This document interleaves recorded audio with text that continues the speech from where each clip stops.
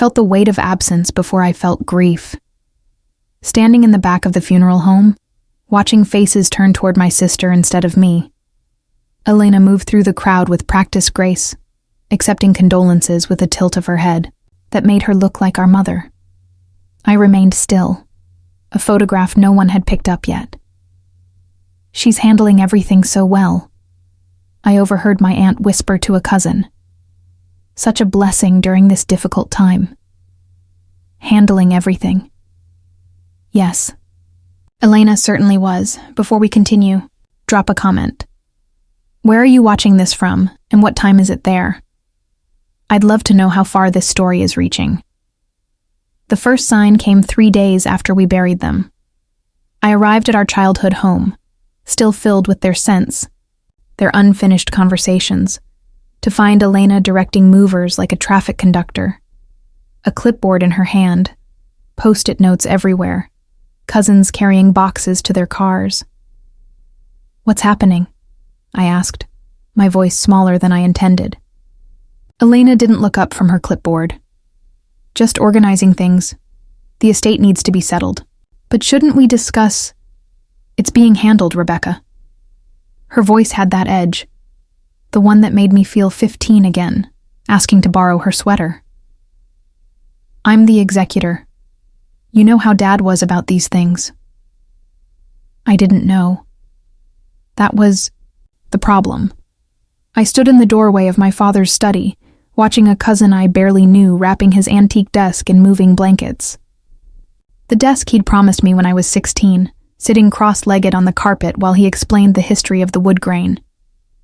"This will be yours someday," he'd said, running his hand along the surface. "For your writing." "Wait," I said, stepping forward. "That desk, Dad promised it to me." The cousin looked up, confused. Elena appeared in the doorway behind me.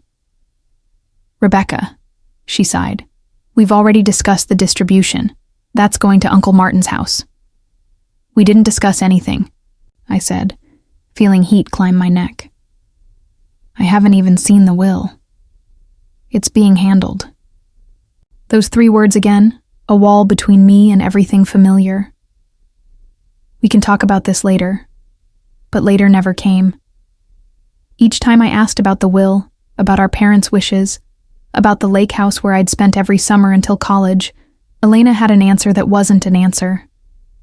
A meeting to run to, a call to make, papers not yet finalized. Weeks passed. The house emptied. The lake house was being prepared for sale. The family photo albums, even the ones with mostly me in them, had disappeared into cardboard boxes. I wasn't allowed to track. I started hearing whispers. How Elena had been there in those final months while I was too busy with my life 3 states away. How she'd sacrificed to care for them. How they'd wanted her to have everything because she'd earned it. But that wasn't true. I'd flown home every 3rd weekend. I'd coordinated medical appointments from afar, spent hours on the phone discussing treatment options. I'd read to my father when his eyes grew too tired for books. I'd brushed my mother's hair when chemotherapy made it thin. When I finally cornered Elena at the empty house, her voice turned to ice. "The will is clear, Rebecca. I'm sorry if you're disappointed, but they made their choices. You were always elsewhere." "Then show me," I demanded. "Show me where they wrote that." A pause. A look that might have been pity if it weren't so cold. "Fine. Come by my house tomorrow. We'll go through it together." What she showed me the next day was a document I barely recognized as my parents' voices. Clinical language leaving everything. The house, the lake property, the investments, the family heirlooms, to Elena, with a small cash bequest to me that felt more like severance than inheritance. The signatures looked right, but the will felt wrong. My father's precise language was missing. My mother's sentimentality absent. "You see?" Elena said, sliding the papers back into a folder. "Everything's in order." I left her house feeling hollowed out, carrying nothing but doubt and a growing sense that something was very wrong. That night, I called my parents' oldest friend, Margaret, who'd been like an aunt to us. "It just doesn't sound like them," I told her, pacing my apartment. "Dad always said the lake house would be shared. He wanted us both to have our children there someday." The pause on the other end of the line made my stomach twist. "Rebecca," Margaret said finally, "your father told me the same thing at Christmas. He mentioned having just updated their will with Mr. Abernathy. Said he wanted to make sure both his girls were taken care of equally. Mr. Abernathy, their attorney for 30 years. The next morning, I called his office. "I'm sorry," his receptionist said. "Mr. Abernathy retired 3 months ago. His practice was purchased by Colton and Reed. A dead end." But then she added, "His old files were transferred, though. If you're a family member, you could request access through the new firm." I spent the next week making calls, signing affidavits, proving my identity. Elena's name appeared on forms as the designated executor, complicating everything. But finally, after nearly giving up, I received an email. "Ms. Winters, we've located a sealed envelope in your parents' file. It appears to be a will executed after the one currently being administered. Would you like to schedule an appointment?" My hands shook as I read those words. After. There was an after. I didn't tell Elena. Some instinct, self-preservation, perhaps told me to keep this close. The appointment was set for Thursday, 2 days away. I couldn't sleep, couldn't focus, kept imagining what might be inside that envelope. Validation, disappointment, more questions. On Thursday morning, I dressed carefully in my mother's favorite color. A deep burgundy, she said, brought out the warmth in my complexion. I wore the small pearl earrings my father had given me for college graduation. Armor of memory. The attorney who had taken over Mr. Abernathy's files was younger than I expected. She placed a sealed envelope on the desk between us. "This was marked as the final amendment to your parents' will," she explained.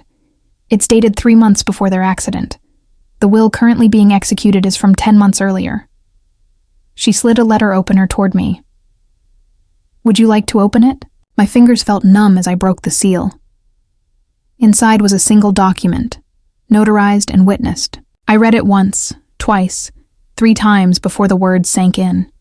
This wasn't an amendment. It was a complete will that revoked all previous versions, and it named both Elena and me as co-executors and equal beneficiaries of everything our parents owned. The attorney watched my face. "This appears to be legally binding," she said quietly, "and quite different from the will being executed." I folded the paper carefully. "Can you help me?" I asked. "I don't know what to do next." "We file a petition immediately," she said, reaching for her phone, "and we request an emergency halt to any property disbursements or sales." That night, I received a barrage of texts and calls from Elena. How dare I go behind her back? What was I trying to pull? Who did I think I was? I didn't answer any of them.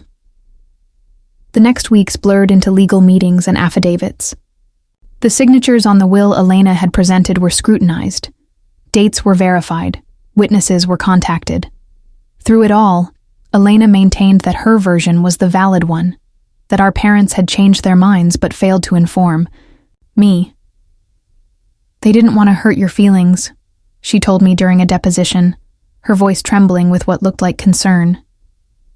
"They knew how sensitive you've always been." But the evidence mounted. Mr. Abernathy, contacted at his retirement home in Arizona, confirmed by video call that the later will was genuine. The notary remembered our parents clearly. And then came the final piece, my father's journal, found in a safe deposit box referenced in the real will, containing entries about his estate planning. "Divided everything equally between our girls," he had written. "Elena will object. She's always felt entitled to more. But Rebecca deserves her share. She's been present in all the ways that matter." The court date was set. I didn't sleep the night before, replaying childhood memories of Elena and me, building forts in the living room, teaching her to ride a bike, growing distant as we grew, older. When had competition replaced connection? When had she started seeing me as someone to defeat rather than her sister? I arrived at the courthouse alone, dressed in a navy suit that had once belonged to my mother. Elena came with her husband and 2 cousins, all of them avoiding my eyes. We sat on opposite sides of the courtroom, an aisle between us wider than years. The judge, a woman with silver-streaked hair and reading glasses on a chain, reviewed the documents before her with methodical precision. "I have examined both wills," she said finally, looking up at us. "I have reviewed the expert testimony regarding the signatures, the notarizations, and the timeline of events." She reached for an envelope, the same one I had opened in the attorney's office weeks before. "This," she said, holding it up, "is the legal and binding will of Edward and Catherine Winters, executed 3 months before their deaths. It revokes all previous wills and codicils." I watched Elena's face, the moment of realization, the draining of color from her cheeks, the slight tremor in her usually steady hands. For the first time since our parents' funeral, I saw my sister, not the adversary she had become, but the girl who had once fallen asleep holding my hand during thunderstorms. She didn't look at me as the judge continued reading. Equal shares, co-executors, specific bequests.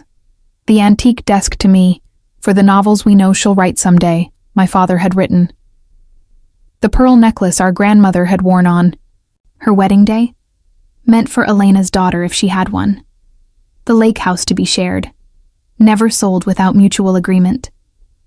And words, so many words, about love, about their pride in both of us, about how different we were and how they treasured those differences. Not the clinical language of the false will, but our parents' voices, clear as if they were sitting beside us. When the judge finished, Elena stood abruptly and walked out. Not running, but moving with rigid purpose, her husband hurrying after her. The cousins remained frozen in their seats, exchanging uncertain glances. The judge looked at me over her reading glasses. "Ms. Winters, as co-executor, you'll need to meet with the court administrator to discuss next steps for the estate." I nodded, unable to speak past the knot in my throat. It wasn't joy I felt, not relief exactly. Something deeper and more complicated, like the first deep breath after holding it underwater for too long. Outside the courthouse, rain fell in, a gentle mist. I stood under the overhang, watching droplets collect on the stone steps. A shadow fell beside mine. Elena, alone now, her purse clutched tight against her body. "Why?" I asked. One word containing every question I had. She didn't pretend to misunderstand. "You were always their favorite." The absurdity of it almost made me laugh. "That's not true." "It is." Her voice was flat, certain. "Dad called you his bright spark. Mom saved every card you ever sent. They bragged about you to their friends, their daughter the writer, living her dreams in the city. They were proud of you too," I said. "Your family, your organization skills, how you always knew exactly what you wanted." "What I wanted." A bitter smile crossed her face. "What I wanted was to matter as much as you did." Rain dripped from the overhang between us, creating a wavering curtain. Neither of us stepped through it. "You faked their will," I said. Not a question this time. A long pause. Then, "I found the draft of the old one, before they changed it. I just made some adjustments." "You erased me. You were already gone." Her voice cracked. "You left for college and never really came back. Holidays, birthdays, quick visits between your adventures. I stayed. I built my life here. I took them to every doctor's appointment. I was the one who held Mom's hair back during chemo. I came back as often as I could," I said. I called every day. Calling isn't the same as being here. And that justified taking everything? Even my memories? She looked away. I convinced myself you wouldn't care about the house, the furniture. You've always cared more about words than things. They weren't just things. My voice was quiet but steady. They were pieces of them. A car pulled up to the curb, her husband returning. Elena adjusted her purse strap, composing herself. "What happens now?" she asked. "Now we follow their actual wishes," I said. "We're co-executors. We figure it out together." She nodded once, sharply, and walked down the steps to her waiting car.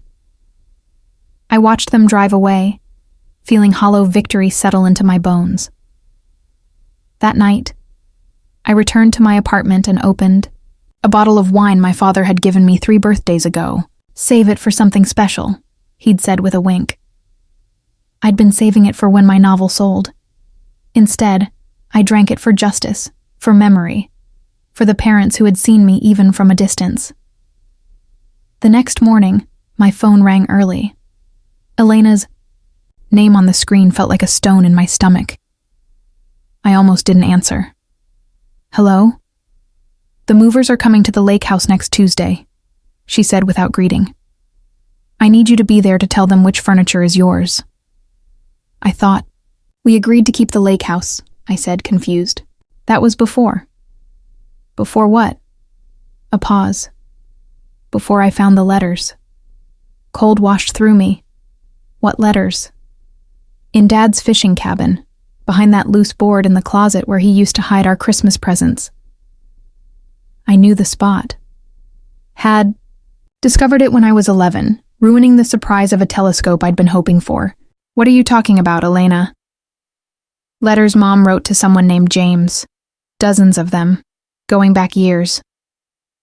Her voice was flat. "Love letters, Rebecca. Passionate ones." The room seemed to tilt. "That's not possible." "I've read them. All of them. She was planning to leave Dad. To leave us." "I don't believe you. The movers come Tuesday," she repeated. "Be there, or I'll decide what's yours." She hung up. I sat with the silent phone in my hand, mind racing. Our mother, devoted, gentle, seemingly content, having an affair, planning to abandon our family. It couldn't be true. This had to be another of Elena's manipulations. But what if it wasn't? I drove to the lake house the next day, not waiting for Tuesday. It had been months since I'd been there, and the familiar scent of pine and lake water hit me as soon as I stepped onto the property. The house stood silent, windows reflecting clouds. I used the key hidden in the fake rock by the garden. Some things never changed, even after death. Inside, dust motes danced in shafts of light. Furniture sat draped in white sheets like patient ghosts. I moved through the rooms, memories surfacing with each step. Mom teaching me to bake in the kitchen. Dad showing Elena how to tie fishing lures at the dining table. The 4 of us playing board games on rainy days, laughing until our sides hurt. The fishing cabin sat at the edge of the property, a small structure my father had built himself, 30 years ago. I found the key on my parents' ring and unlocked the weathered door.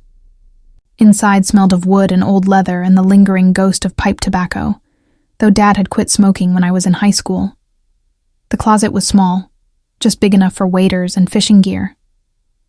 I knelt down, running my fingers along the baseboard until I found the loose section.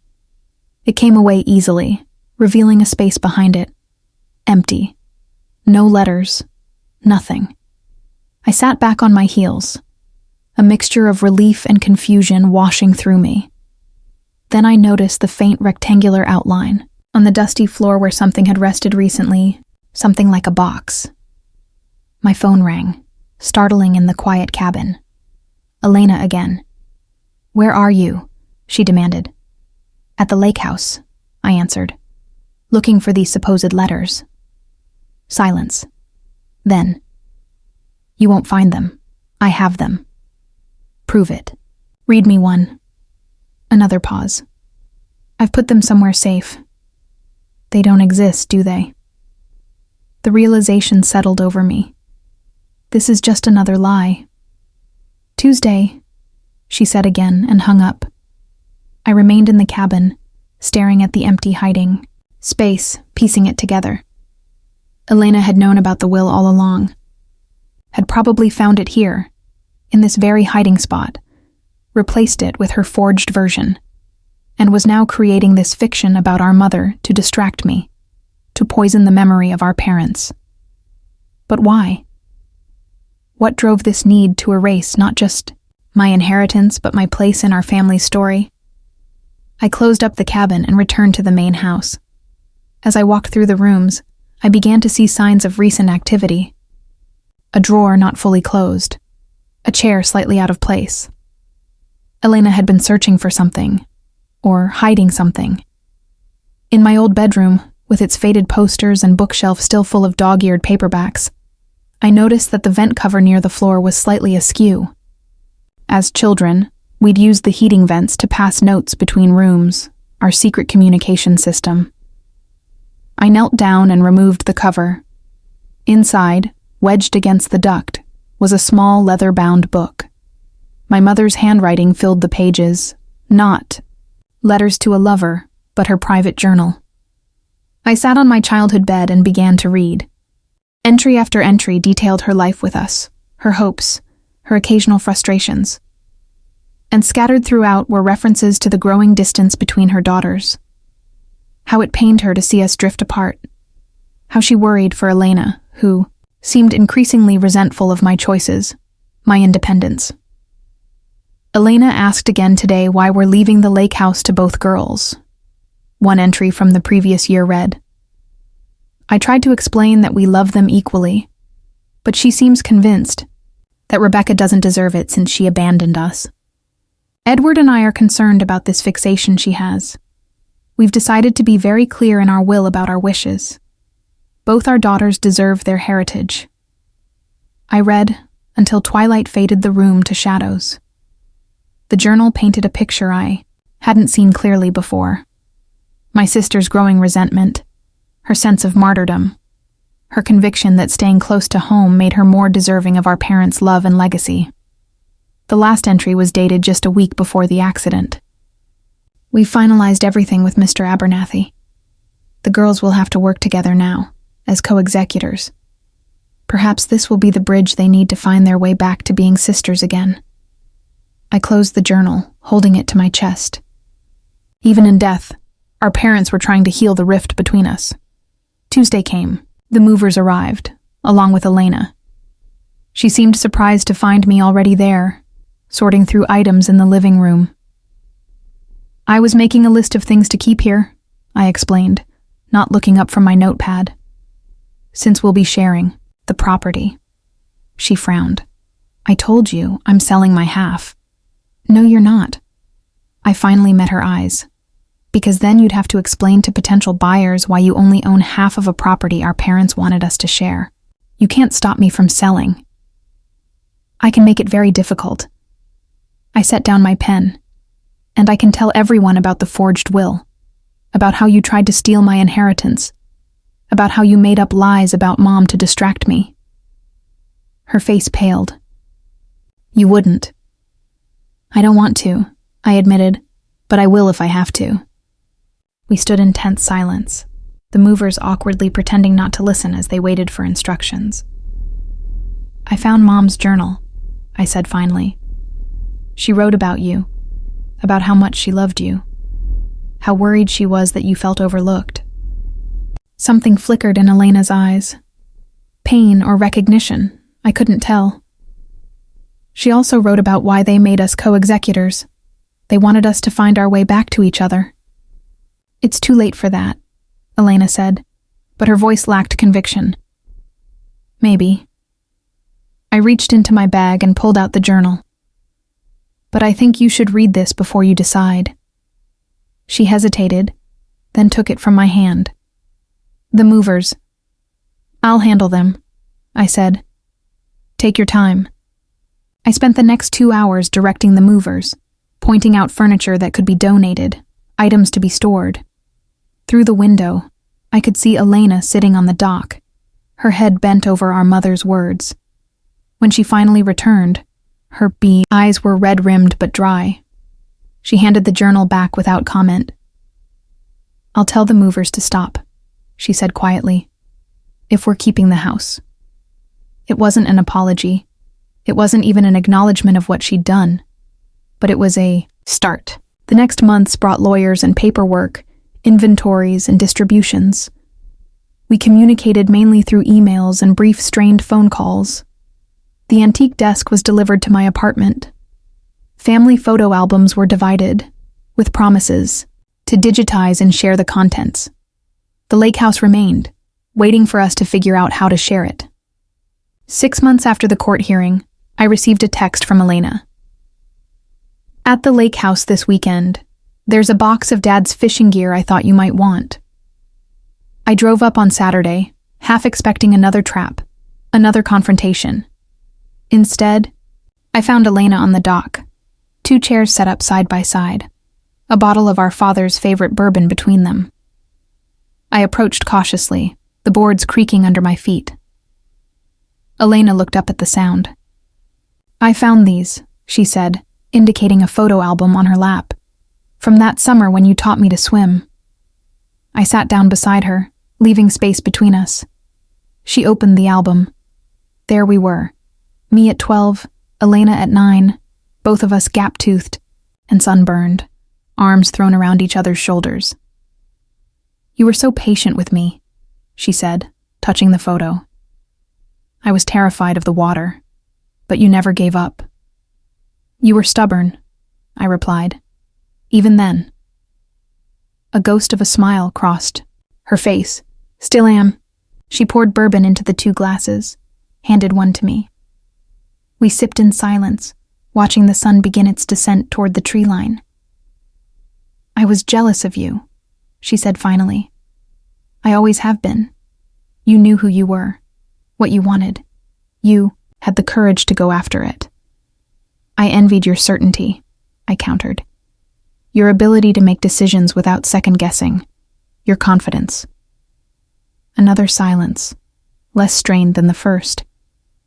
"I shouldn't have done it," she said, still looking at the lake. The will, the lies, all of it. It wasn't quite, "I'm sorry," but it was the closest Elena had ever come to an apology in our adult lives. "No," I agreed. "You shouldn't have." She nodded once, accepting this. "Can we—" She stopped, started again. "Is there a way forward from here?" I thought about our parents, about their final wish for their daughters, about the childhood memories preserved in those photo albums, about the sisters we had been, and might, with work and time, become again. "I don't know," I answered honestly. "But we can try."